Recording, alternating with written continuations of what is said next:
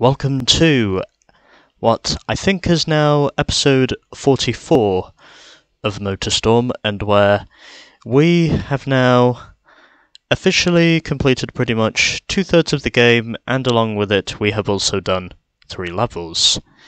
And ultimately, it is now time for us to enter our final third of the game, starting with level 4, and ultimately overall, we are starting off at Sidewinder Gulch, and where we are using a bike. And one thing I learned from a previous segment I did at Sidewinder Gulch is that ultimately, the bikes actually managed to get around this circuit pretty well, considering the changeable track conditions. And already used all 5 of these motorcycles available to me so far, so I'm gonna have to reuse one. Already reused the Indiana, I've also reused the Champ. I think the one I'm gonna reuse this time, I think will be the Wildcat. The Wasabi Wildcat. Actually no, I've changed my mind.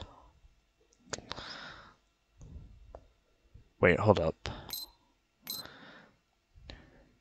No, I drove this thing last time. You know what, I think I'm just going to use the Wildcat again, just because there's one paint scheme I've not used yet. And I think that's this one, if I'm not mistaken. Probably is, but yeah. Anyways, let's use the Wasabi Wildcat. Bikes are the fastest at accelerating, especially when you boost. They hate mud, but love anything hard.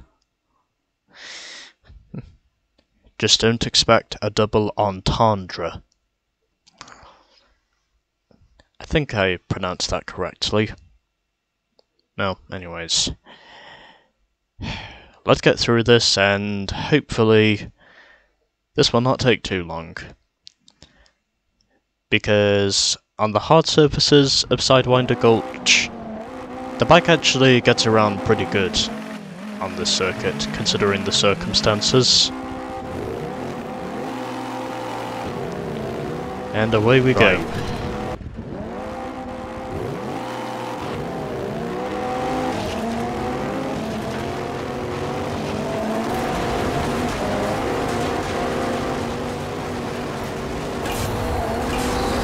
Okay, Sidewinder Gulch with mud pluggers and bikes. Not a very handy combination. And nor is my driving, apparently. Or should I say, my riding? Because I'm on a bike and I'm not in a car.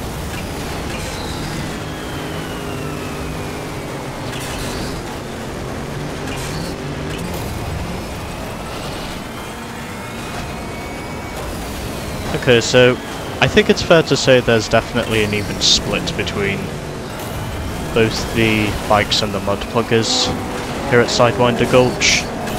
Apparently the mud pluggers benefit the early parts of the circuit, whereas the bikes essentially tend to benefit the latter parts of the circuit. I have no idea how that did not result in me wrecking.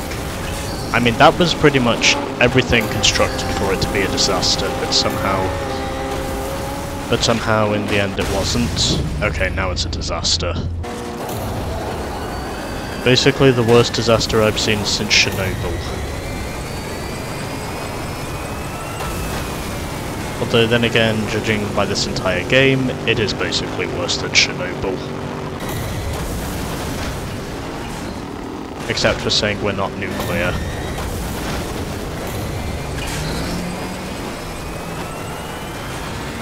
And straight up to the lead. And it appears as though the mud is clearly the place to be in that final section.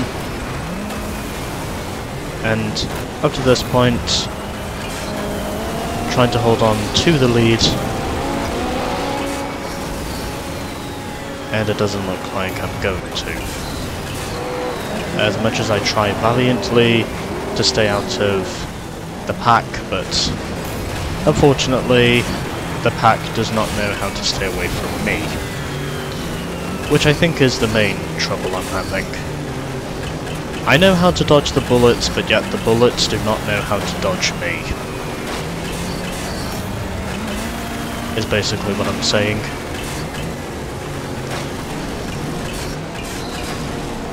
And down in the mud this time, apparently. And... oh, Jesus! Okay. It's alright, it's fine. I'm still dodging... okay, never mind. I was dodging the bullets, but then I became... oh, for fuck's sake! There was no way I was going to avoid that.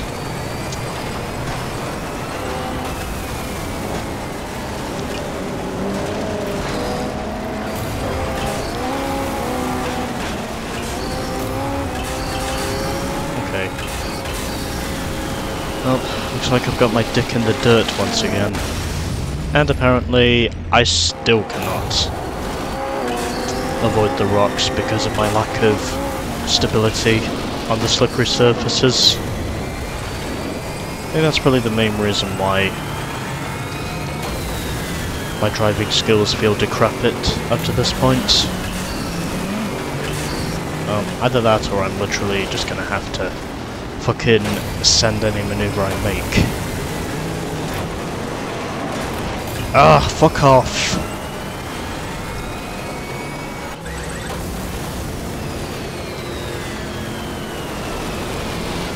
Oh, and two other guys just wrecked, I think. At least it looks like they did. And there could still be a shot of me winning this thing. And... yep, okay. And the pack is still continuing to just rampage into me. Like there's almost no way they can fucking dodge me. And apparently I cannot dodge myself either. I knew that was going to happen. There was nothing... once that sign was hit, that was going to be avoidable in any way, shape or form. Yeah, I should probably also mention this is where the challenges begin, because I knew for sure this is when we effectively enter the hardest stage of the game. And we're probably also going to be doing a lot of racing at the tenderizer, which by the way, I can confirm is a course I hate. Because everything about that goddamn course is abysmal. There's literally nothing about the course in any way, shape or form that can make me change my opinion on it. I think overall it is just a dreadful course. And able to shoot up to the top without being taken out by a pack of raging mud pluggers like I have been before, and keeping myself on the track at least. Go fuck yourself. I think someone just gave me a punch in the face and just literally knocked me off my bike. I'm pretty sure that wasn't fun. I'm pretty sure in that rack a fist was thrown to cause that. I mean, there was probably no way that would have happened had I not been hit. And I honestly don't know what the mechanism is for, you know, creating a punch so I can act in retaliation. Well, all I can really hope for is to try and win. Oh, come on. There we go. Holy shit.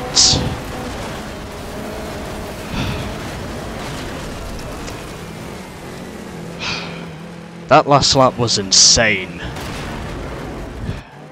That final lap was fucking insane.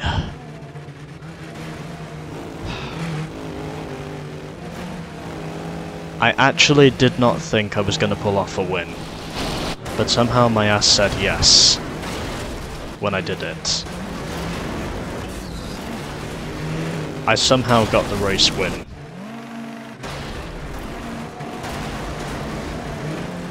By the bare skin of my teeth.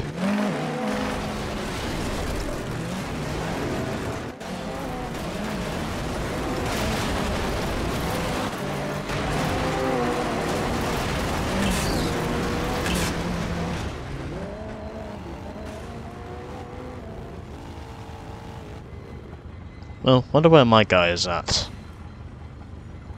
Well, I don't know where he's at. Is he moving again? Well, he must be. Okay, there he is. Well, not really getting many good shots here, if I'm being completely honest. I guess I'll just have to use any up-close shot I got. Okay, that should do it.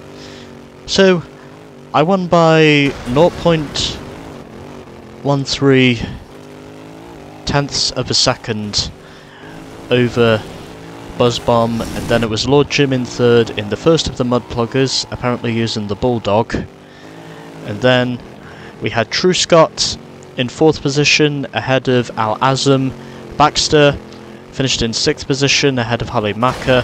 Then it was Swamp ahead of Maelstrom, followed by John Stone, rounding out the top 10 finishers. And then for the remaining finishers we had Hollywood ahead of Kid Million, Zelada 13th ahead of Matt Mabe, and then at the back we had Lothar Cassell. And that was a very close race, at least regarding the top 10 finishers, because there was only 7 tenths from first to 10th. That's all it was. Or 8 tenths from first to 11th, so that was a very close race. Also, a predictably insane race, but somehow the bike prevails. Okay, the game did not decide to wreck again, and we have to go back to the tenderizer. Fuck. Prepare for some massive damage.